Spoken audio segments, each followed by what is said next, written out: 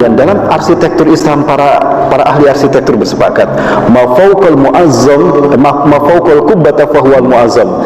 Sesuatu yang berada di atas Ka'bah, di atas kubah, itulah yang diagungkan. Maka banyak yang membuat di atas kubah itu lafaz Allah, tapi kenapa ada bulan bintang? Bukankah Allah pernah memerintahkan pada kita untuk tidak menyembah bulan dan menyembah bintang?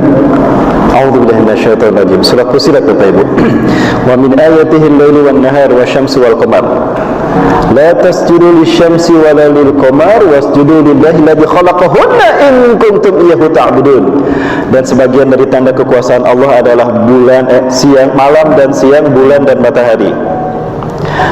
Janganlah kamu sujud kepada bulan dan bintang, pada bulan dan matahari, tapi sujudlah kepada Allah yang menciptakan mereka semua. Kalau memang kalian hanya kepada Allah menyembah. Ini Bapak Ibu sekalian kepada Allah, bagaimana mereka ingin sekali membatalkan akidah kita hatta fi shalah, sehingga dalam sholat. Jadi Bapak Ibu, kenapa kami cerewet dalam hal ini? Karena ini terkait dengan tauhid. Ya. Wa annal masajida lillahi fala tad'u ma'allahi ilahan akhar. Masjid ini adalah milik Allah, maka jangan kau seru selain daripada Allah. Jangan kamu berdoa kepada selain Allah. Ya, hanya Allah yang kita seru di masjid ini, jangan yang lain. Tapi apa yang terjadi Bapak Ibu sekalian? Simbol-simbol yang digunakan oleh orang-orang kafir Yahudi Illuminati terhadap Tuhan mereka muncul di masjid-masjid. Simbol yang mana Ustaz? Perhatikan yang satu ini Bapak Ibu sekalian.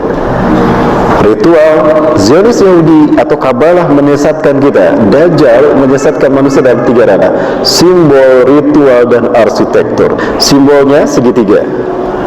Segitiga milik siapapun. Bahkan Rasulullah SAW di dalam Sanai Tirmidzi dikatakan beliau itu punya cincin yang bentuk cincinnya kalau dicapkan membentuk segitiga. Maka Rasulullah tulis di tengah-tengahnya, Allahu wahdah la syarikalah Muhammad abduhu wa rasuluh. Di kanannya inna syani'aka huwal abtar.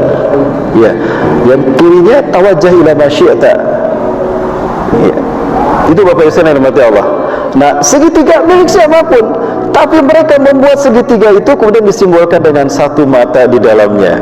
Jadi bukan lagi untuk Allah, tapi untuk si mata satu. Itulah kenapa simbol FPI segitiga, karena itu simbol tauhid dulu yang digunakan Rasulullah. Sekarang tauhidnya dihilangkan, diganti dengan satu mata. Dan ritual-ritual penyembahan Dajjal selalu ada simbol-simbol itu: segitiga, satu mata, dan api.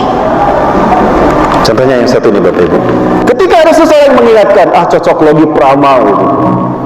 Masya Allah, kita lihat di hadapan Allah nanti. Sudah jelas sangat halus Allah memberikan ini. Mereka tidak mengikuti kajian saya dari awal. Mereka hanya mengambil sepotong, lalu mereka upload, lalu mereka kasih judul semua mereka demi menjatuhkan saya. Saya tidak sakit hati, saya tidak tersinggung Bapak Ibu. Cuma saya kasihan sama mereka, sibuk mencari-cari kesalahan orang lain, merasa diri paling benar, yang lain salah. Ahlul bid'ah, mereka ahli sunnah, seolah-olah mereka sudah memegang kunci surga Bapak Ibu. Hati-hati Bapak Ibu sekalian. Kemunculan kelompok seperti ini adalah tanda kiamat telah dekat. Ya.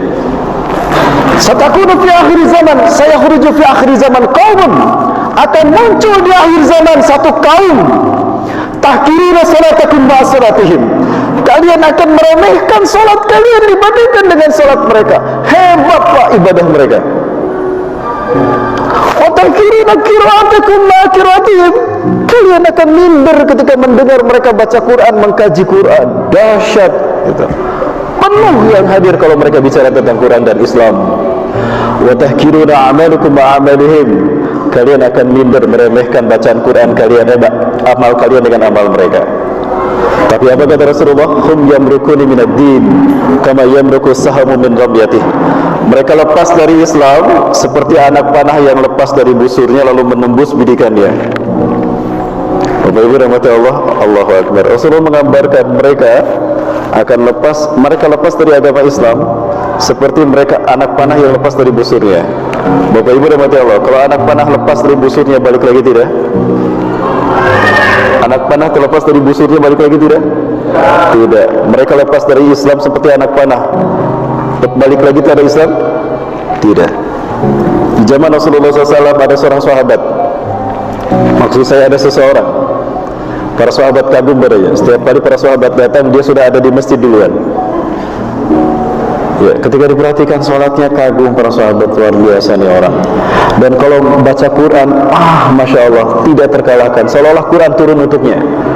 Dan kalau bicara Islam, dia yang paling paham. Sampai-sampai pikiran para sahabat, andaikan ada Nabi setelah Rasulullah SAW, pastilah dia orangnya. Lalu mereka cerita sama Rasulullah SAW, ya Rasulullah, ta'ajab bi hadzal rajul. Wahai Rasulullah, kami kagum kepada orang ini. Kami kagum kepada orang ini. Kami kagum dengan salatnya, kami kagum dengan Qur'annya, dan kami kagum dengan amal ibadahnya. Laula kana nabiyyun ba'daka ya Rasulullah, lahu nabiyyun. Andaikan ada nabi setelah Anda, dialah pasti nabinya. Maka apa kata Rasulullah SAW? Duluni aina huwa, tunjukkan padaku mana orang yang kau maksud. Huwa ya Rasulullah, itu orang yang sedang salat. Hah? Hadzal ladzi ta'jabuna bih, apakah ini yang kalian kagumi dia? Betul ya Rasul, dia. Aku demi Allah tidak melihat kemuliaan pada orang ini. Yang aku lihat justru bekas tamparan setan di wajahnya. Hati-hati Bapak Ibu, jangan salah hijrah. Banyak fitnah di akhir zaman ini. Mereka mengaku paling sunnah dan ahli bid'ah, haram bergabung dengan majlis ahli bid'ah. Maka mereka nggak pernah ikutan kajian kita. Mereka punya kajian sendiri. Betul Bapak Ibu, sudah muncul kelompok ini? Sudah muncul belum? Ada di sini? Hati-hati Bapak Ibu. Baik Bapak Ibu, kembali ke sini. Sekali lagi Bapak Ibu, simbol Tuhan zaman dulu disimbolkan dengan segitiga. Ya. Nah kemudian kenapa muncul satu mata? Begini Bapak Ibu yang kata Allah. Kita lompat ke Nabi Isa AS. Nabi Isa adalah Nabi yang istimewa. Beliau lahir tanpa seorang ayah. Sebentar Bapak Ibu, ini mic-nya keluar apa ke dalam? Ke dalam? Tidak keluar? Ke dalam ya? Sebentar, air panas. Ada banyak non-muslim di luar? Tidak ada. Nggak apa-apa Bapak Ibu, aman ya? Masih ada waktu? Masih ya? Lanjut Bapak Ibu. Sampai jam berapa? Sampai subuh. Nah, saya tagih sampai subuh ya. Baik. Bapak Ibu rahmati Allah. Nabi Zakaria membawa Nabi Yahya dan Nabi Isa masih usia 7 tahunan. Sejak kecil dibawa ke situ, ya beribadah, sholat di situ. Suatu hari tanpa ketahuan Nabi Zakaria, para pendeta Sanhedrin mereka menghapus Taurat dari tempatnya. Yuharifuna al-kalima an mawadih. Lalu mereka menulis ayat Quran dengan tangan mereka, ayat-ayat Allah dengan tangan mereka, maksudnya ayat-ayat palsu. Summa yaktubuna al-kitaba bi aydihim, summa yaquluna hadza min indillah. Lalu mereka mengatakan ini datang dari Allah, padahal itu bukan dari Allah. Bapak-bapak, ibu-ibu sekalian, sesungguhnya Allah telah berfirman di dalam Taurat tentang hal ini. Inilah dibacakan ayatnya. Nabi Isa yang baru 7 tahun mendengar, loh, kok Taurat kayak gitu? Kalian berdusta. Taurat tidak seperti itu. Nah, inilah kenapa Allah selain mewahyukan Injil, diwahyukan pula Taurat. Karena pada saat itu Taurat telah dipalsukan oleh para pendeta Sanhedrin.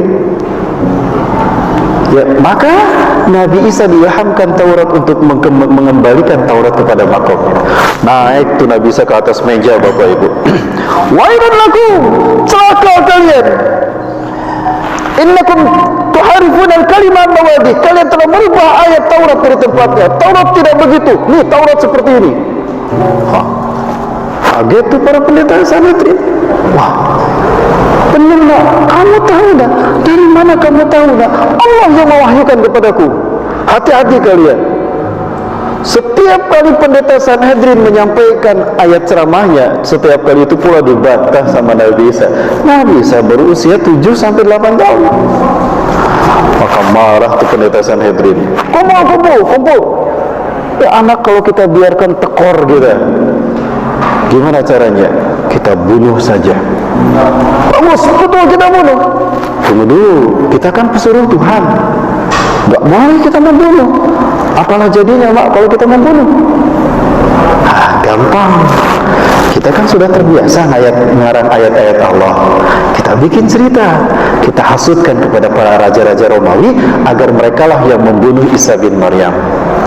Maka dibuatlah dongeng yang mereka buat, ditulis seolah-olah itu adalah dari Allah.